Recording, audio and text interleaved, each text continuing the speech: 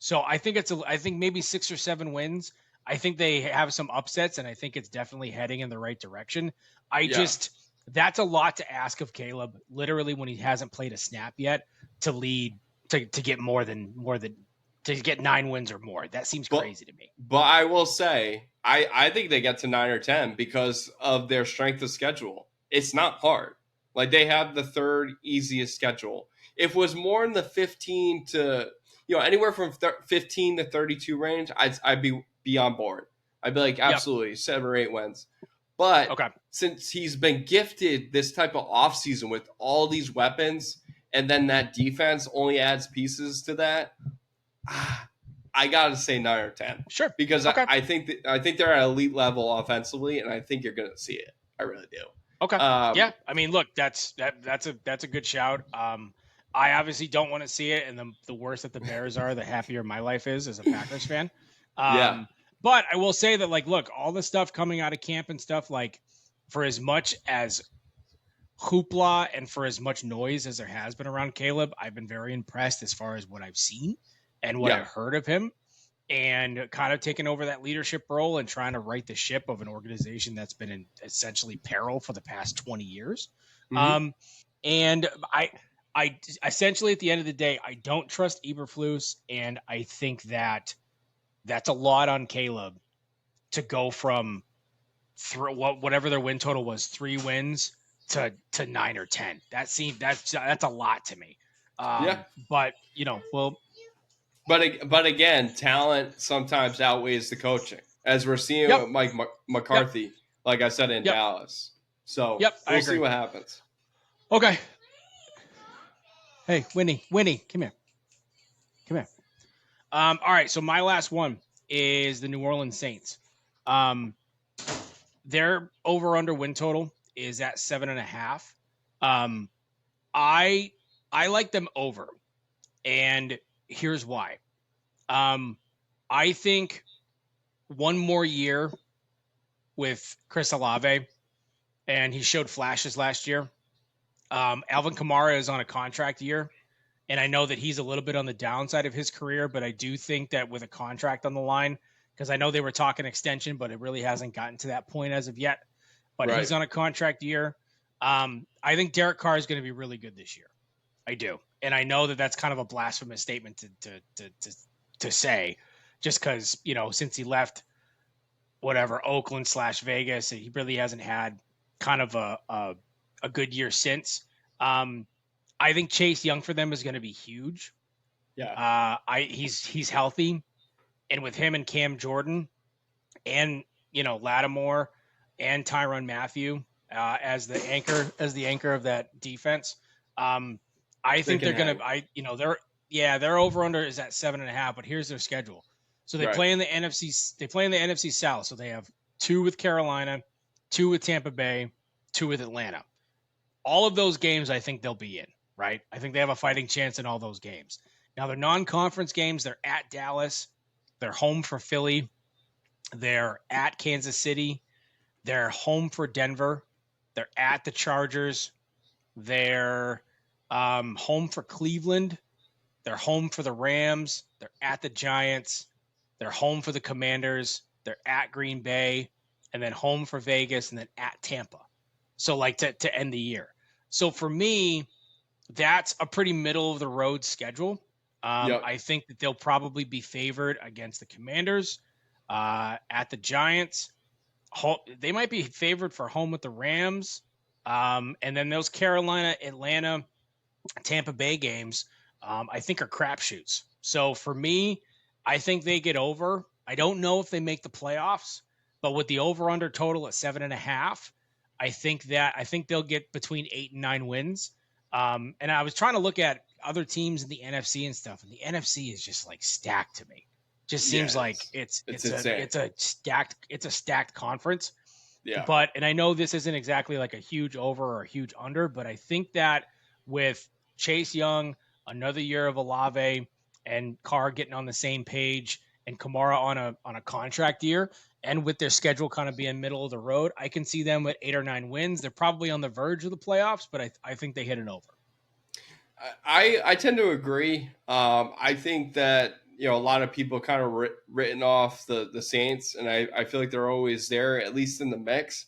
Um, One thing I think that's going to happen is the Atlanta Falcons are going to stomp themselves on the foot because they went out and got Michael Penix, early on in that draft. And I think right now what they need is like a win now mode, especially Kirk Cousins' contract. And like they need somebody alongside Drake London. Like Drake London can't do it all, right? Kyle Pitts had a down year last year. Their defense was mediocre at best. They could have used the piece there on the edge or in the secondary, or again on the wide receiver side of things as well. But I think what we eventually have to understand is Derek Carr was elite with the Raiders, right? But I think he might have a little bit of a tough time this year. But that number is favorable. I think that the New Orleans Saints are more than capable with the talent that they have to do something, at least be in the mix, at least in the NFC South. You got teams like Carolina, as you ran through. I think Tampa Bay is probably the best team in that division. Atlanta, again, you can't sleep on Kirk Cousins because something, at least like people look at Kirk Cousins and they think of a above average quarterback, a quarterback that's going to at least have a 65 completion percentage, be in the mix as far as yards per game, right? Throw big numbers, but he's also got a lot of touchdowns but a lot of interceptions. So I think like we have to acknowledge that he is a deep threat, shot quarterback, with Drake London in the mix, like I said, with Kyle Pitts. But I think that the New Orleans Saints probably have maybe the second best roster in that division. I think Tampa Bay's one, but I think New Orleans is right there at two because I got to see more at Atlanta. And I think Atlanta should have done more because Arthur Blank is pissed off too. You saw it in the draft room. He's like, "What are you doing in your first year as GM, and you go and draft a quarterback that you could have took in the second round at number 8? It's just laughable." So I think you got to acknowledge that, and I think the Saints have the makeup for what's to come in increasing that win total. Moving on, I got the Houston Texans, right? The Houston Texans have a 9.5 win total. Slam the fuck out of that bet right now. Like, go and slam that bet as an over. Houston is absolutely no joke this year. In that division, if you look at it, like the divisional peers, they got a lot of young quarterbacks, right? Like, you got Indianapolis Colts with Anthony Richardson. You got Tennessee Titans with Will Levis. Trevor Lawrence is always shaky. So I think that the Houston Texans are actually in a really favorable division. And I think like it's advantageous for them to go out and get a guy like Stephon Diggs and add it to the mix of Nico Collins and Tank Dell. And they got Dalton Schultz too from the Cowboys. But then they got Joe Mixon, as we alluded to, going over from Cincinnati. So I think that D'Amico Ryans is the perfect guy, to build success off of. He just has winning ways, right? You look at their schedule; it's 26th toughest though. But I think it's good for them. Like they can be really playoff built, throughout the course of the season. They might have a little bit of a slow start, but I think eventually they'll get the right tracks on, and I think they'll get to like 11 wins. And I really think that when you look at their offense, this is big for me. Their defense was ranked 11th, right? But they added Danielle Hunter, right, from the Vikings. And he was a 16 and a half type of defensive end with the Minnesota Vikings. And you add that to Will Anderson Jr. in that front, that's scary to me. And so I think that helps that defense build that offense and that confidence. And CJ Stroud can then succeed because he sees the capability on the other side of the other side of the field with the defense. He can then prosper in that offense and make things happen. And Stephon Diggs is low on the draft boards right now. I don't know if anybody's done mock drafts, but he's very, very low on that mock draft board. And I think a reason why is because there's a lot of weapons, right? Tank Dell and Nico Collins. But don't get it twisted. Stephon Diggs is going to be an elite receiver in 2024. And that is definitely going to happen. Houston's going to ride it all the way with D'Amico Ryans. They got a good coach. They got a good defense. They got a perfect offense right now. Now's the time to hit, especially with CJ Stroud back in his second year. There's a lot of pressure on him, but he doesn't necessarily have to do too much because he's got a lot of talent. So I hope D'Amico Ryans, shows him the way. Proof of concept, first year, great job by CJ Stroud, especially getting into the playoffs and advancing even further. And I think they're more than capable of making a Super Bowl bid, which we will get into momentarily.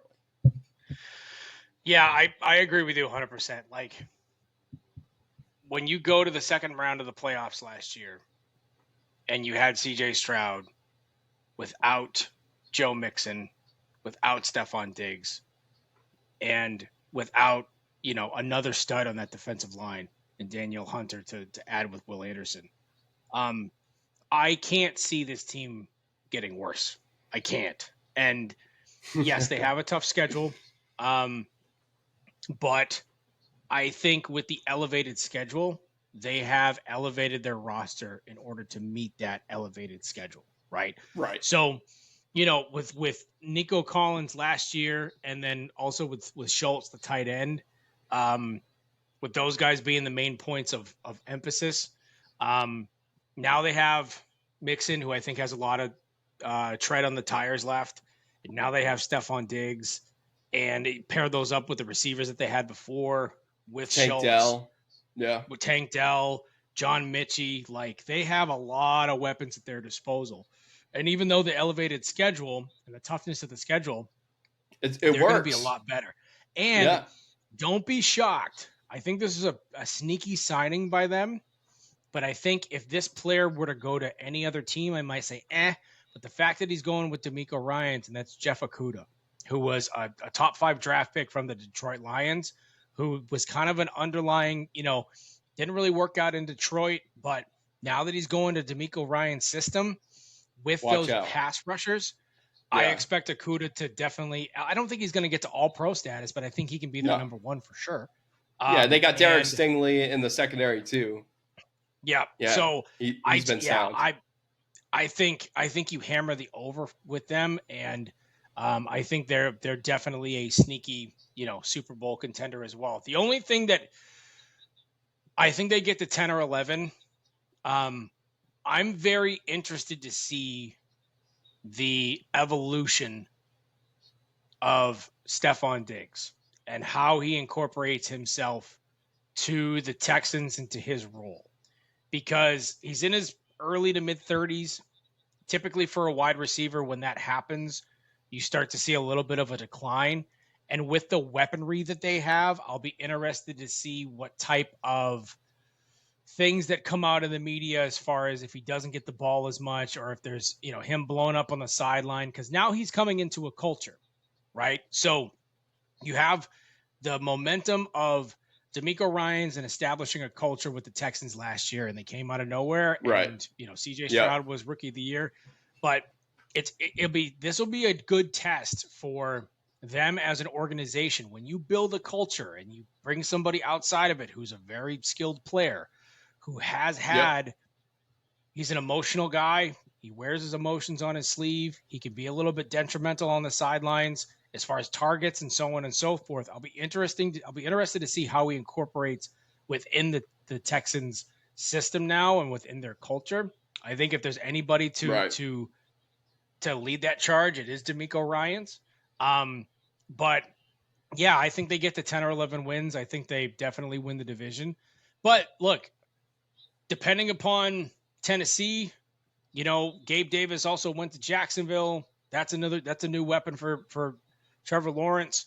So, we'll see. But I think they get to 10 or 11 wins. I think 9.5 is very low for them. And I think Vegas is kind of like, all right, let's see you do it again. Right. Because coming off of last year, the Texans were the buzz team. But I think Vegas is kind of like, all right, let's see you do it again.